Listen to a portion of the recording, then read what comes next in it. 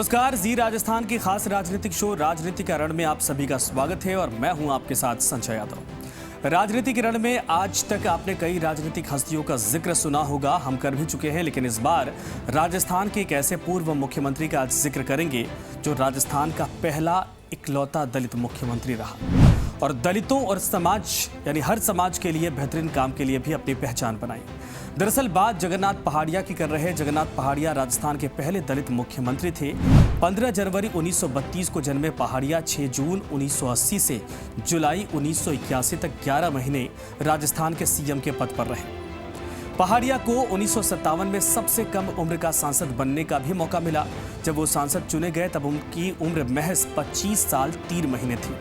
उस वक्त के प्रधानमंत्री पंडित जवाहरलाल नेहरू पहाड़िया से इतने प्रभावित थे कि पहली मुलाकात में ही कांग्रेस का टिकट थमा दिया था।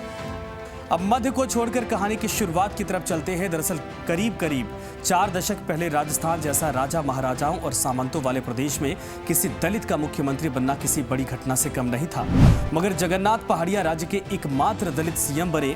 पहाड़िया 6 जून 1980 से 14 जुलाई 81 तक मात्र 13 महीने की सत्ता संभाल पाए थे। इस छोटे से कार्यकाल में वो एकमात्र ऐसे सीएम रहे जिन्होंने प्रदेश में संपूर्ण शराबबंदी लागू की। पहाड़िया 1957, 67, 71 और 80 में 4 बार सांसद बने। 1980, 85, 90 और 2003 में विधायक रहे और इंदिरा गांधी कैबिनेट में भी वो रह चुके थे, मंत्री रहे थे। उनके पास वित्त आयोग की जिम्मेदारी थी, श्रम कृषि जैसे विभाग भी रहे थे। जगन्नाथ पहाड़िया का राजनीति में आना एक विचित्र संयोग ही कहा जा सकता है। दरअसल भरतपुर जिले के भुसावर कस्बे के एक अति दलित परिवार में जन्मे पहाड़िया ने राजस्थान विश्वविद्यालय से MA और फिर LLB पास किया था। बताते हैं कि 1957 में एक नेता पहाड़िया को प्रधानमंत्री पंडित जवाहरलाल नेहरू से मिलवाने ले गए थे दिल्ली। उसी वक्त उनकी उम्र महज 25 साल थी और नेहरू ने इस पढ़े लिखे दलित नौजवान से पूछा था कि देश कैसा चल रहा है। तो पहाड़िया का जवाब था, तत्काल जवाब उनकी तरफ से आया था कि बाकी चीजें तो अच्छी चल रही, लेकिन देश में दलितों को रिप्रेजेंटेशन ठीक से नहीं मिल पा रहा है। इस पर नेहरू जी ने पूछा कि क्या तुम चुनाव लड़कर रिप्रेजेंट करोगे अपने समाज को? पहाड़िया ने कहा, आप टिकट दीजिए, मैं चुनाव लड़ूंगा।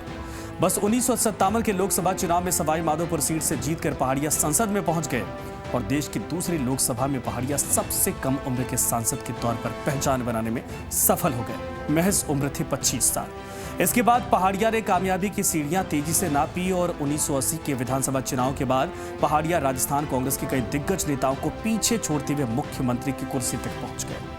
पहाड़िया इंदिरा गांधी के बेहद करीबी थे। संजीव गांधी की सभा यानी संजीव गांधी के बेहद करीबी माने जाते थे। दिल्ली के राजस्थान हाउस में जिस कांग्रेस विधायक दल की बैठक में उन्हें नेता चुना गया, उसमें खुद संजय गांधी मौजूद थे।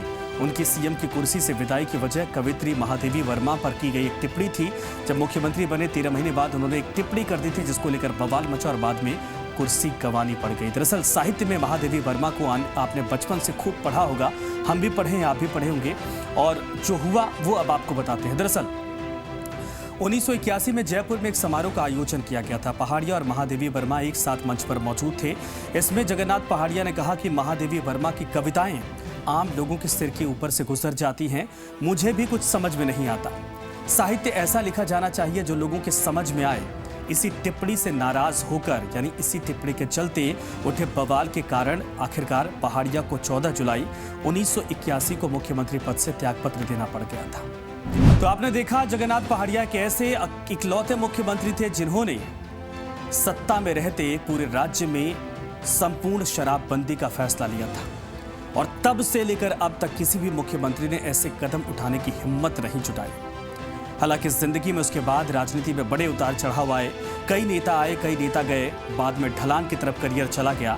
लेकिन जिस वक्त तूती बोल रही थी जगन्नाथ पहाड़िया की, कभी इंदिरा गांधी के करीबी, पर कभी पंडित जवाहरलाल नेहरू के बेहद करीबी और भरोसेमंद, और कभी संजय गांधी की टीम के सबसे मुख्य किरदार के तौर पर पहचान थी। तो फिलहाल राजनीति के रण में इतना ही, लेकिन तमाम इसी तरीके की कहानियों किस्सों के लिए आप देखते रहिए जी राजस्थान और राजनीति का रण। धन्यवाद।